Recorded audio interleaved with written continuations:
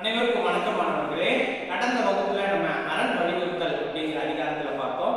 இப்போ ஈகை அப்படின்னு ஒரு அதிகாரத்தை நம்ம பார்க்கிறோம். ஈகை என்பது என்ன அப்படின்னா, இல்லாதவர்களுக்கு கொடுப்பதுதான் ஈகை, அதாவது பிறருக்கு கொடுப்பதுதான் ஈகை அப்படிங்கிற ஒரு அதிகாரத்துல இருக்கு. நம்ம குறட்பாக்குல பார்க்க போறோம்.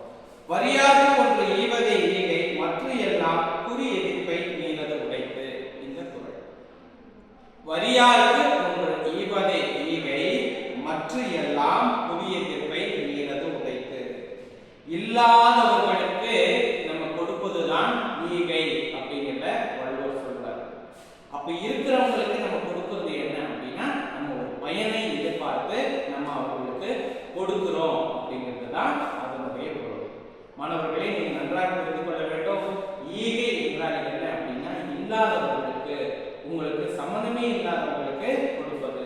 நம்ம தமிழ்ல கூட இருக்கு, அதாவது விருந்தினர் அப்படின்னா நம்ம வீட்டுக்கு வர சொந்தக்காரங்க அப்படின்னு நினைச்சிருக்கோம். கிடையவே கிடையாது. விருந்தினர் அப்படின்னா புதிதானவர்கள், நமக்கு தெரியாதவர்கள், அவர்களை தான் விருந்தினர்கள் அப்படின்னு நம்ம சொல்றோம்.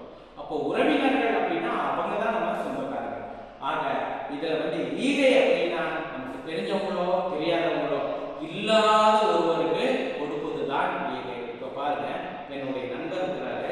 நண்பர்களுக்கு நம்ம என்ன பண்ணணும், இதை எதிர்பார்க்க கூடாது. என்கிட்ட ஒரு பைசா காசு இல்லை, நான் மனசார கொடுக்குறேன், இது ஈகை. இது நண்பரே இல்லை, வழியில ஒருத்தர் கஷ்டப்படுறாரு, அதுக்கு அவரால் எந்த பயனும் கிடையாது, அவர் தருவாரோ தரமாட்டாரோ, அது நான் கொடுக்குறேன், இது ஈகை. இதுவே இன்னைக்கு என் நண்பனுக்கு நான் 100 ரூபா கொடுத்தேன், நாளைக்கு எனக்கு 200 ரூபா தருவான் இப்படின்னு நான் அவனுக்கு நினைச்சு கொடுத்தேன்னா இது ஈகையா? கிடையவே கிடையாது. ஆக மாணவர்களே, ஈகை என்பது என்ன? வரியாருக்கு ஒன்று ஈவதை ஈகை, மற்ற எல்லாம் குறி எதிர்ப்பை மீறது உடைத்து. அது இல்லாதவர்களுக்கு, எத்தனையோ கஷ்டப்படுபவர்களுக்கு, இல்லாதவர்களுக்கு கொடுப்பதுதான் ஒரு ஈகை. எத்தனையோ நம்மளுடைய தமிழ் வள்ளல்களை எல்லாம் நம்ம பார்த்துருக்கோம். அது என்ன பண்ணாங்க, வள்ளல்கள் அப்படின்னு இருக்கும் பொழுது, ஒரு வள்ளலாக இருந்தாலும் கூட என்னுடைய சொத்து குறைகிறது அப்படின்ட்டு அதை எல்லாத்தையுமே சேர்த்து வச்சுக்கிட்டே இருந்தா அவனுக்கு என்ன எதுவுமே கிடையாது. ஆனா மற்ற பிறர்களுக்கு, இல்லாதவர்களுக்கு வாரி வாரி வழங்கணும் அப்படின்னா வழங்கினாங்க இல்லையா?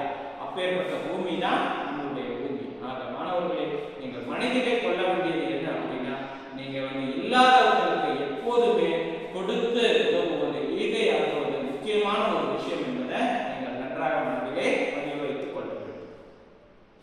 அடுத்த 4வது, ஈத்துவக்கும் இன்பம் அறியார்கள் தாமுடைமை வைத்தெழுக்கும் மண்கண்ணவர். மீண்டும் ஒரு முறை, ஈத்துவக்கும் இன்பம் அறியார்கள் தாமுடைமை வைத்தெழுக்கும் மண்கண்ணவர். இல்லாதவர்களுக்கு தருவதால் உண்டாகும் இன்பத்தை அறியாதவர்கள் பொருளை சேர்த்து வைத்து பின் அதனை இழந்து விடுவார்கள். அதாவது மாணவர்களை, நீங்கள் நன்றாக ஒன்றை தெரிந்து வைத்துக் கொள்ள வேண்டும். அதாவது இல்லாதவர்களுக்கு கொடுப்பதால் இன்பம் உண்டாகும். நீங்க இப்ப பரவலா இப்ப யூடியூப்லயோ இல்ல தொலைக்காட்சி வாரியாகவோ ஏதோ ஒரு சமூக வலைதளங்களின் வாரியாக நீங்க பார்த்துக்கலாம்.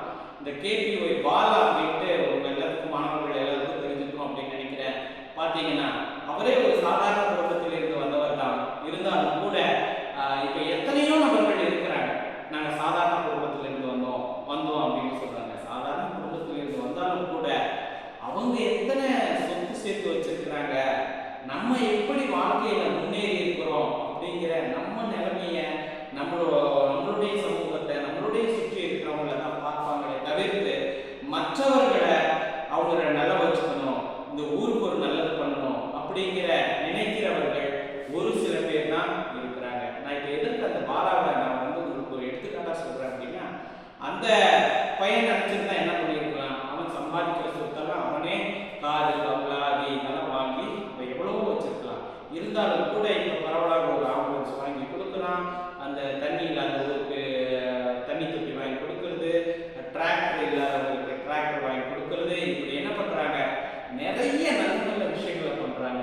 இப்ப கூட உங்களுக்கு என்ன ஆசை அப்படின்னு கேட்கும் பொழுது அவர் சொல்றாரு, நம்ம அதில் சாதாரண ஒரு சினிமாவில தான் பார்த்துருப்போம், என்ன எனக்கு இந்த ஊருக்கு ஒரு பெரிய ஆஸ்பத்திரி கட்டணும் அப்படின்னு. ஆனா அவருடைய நிஜ வாழ்க்கையில அதை இப்ப துவங்கவும் போறாரு, ஒரு இலவச மருத்துவமனை கட்டணும் அப்படின்னு. இது அவரு இத்தனைக்கும் பார்த்தீங்க அப்படின்னா அவர் ஒரு லட்சக்கணக்கில் வச்சுக்கிட்டு அப்படியே தமக்கு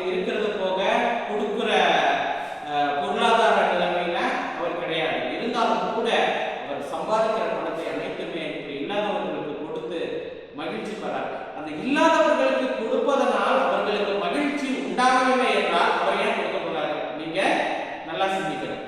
ஆக இல்லாதவர்களுக்கு கொடுப்பதனால் அவருக்கு எவ்வளவு மகிழ்ச்சி உண்டாகுது, அதனாலதான் மீண்டும் மீண்டும் சம்பாதிச்சு கொடுத்துக்கிட்டே இருக்கிறார்.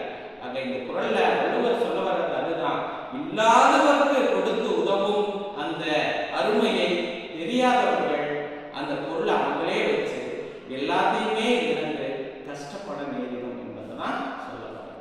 மாணவர்களே, அடுத்த வகுப்பிலே அடுத்த அதிகாரத்துல என்ன கூறியிருக்கிறார் அப்படிங்கிறத பார்க்கலாம்.